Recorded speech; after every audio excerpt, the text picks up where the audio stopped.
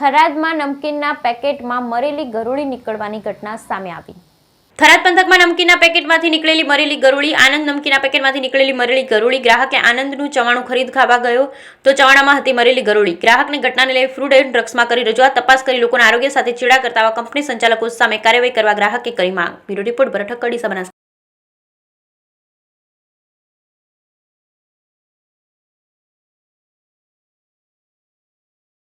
नाम वीरमाजी मानाजी राजपूत, गाम करबोन, तालुको थराद, जिल्लो बनासकांठा।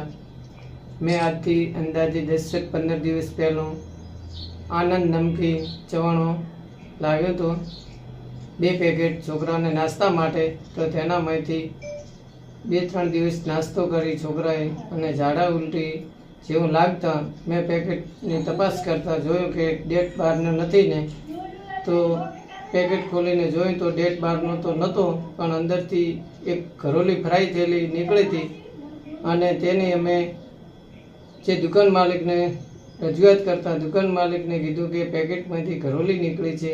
તો તેમણે કીધું કે અમે તો શું કરીએ, કંપનીને તમે જાણ કરો। મેં કંપનીનો નંબર આપ્યો અને કંપનીને જાણ કરતા કંપનીવાળાએ અમને કીધું કે અમારામાં આવું હોય જ નહીં, તમે કાંઈક કર્યું હોય તો તમે જાણો।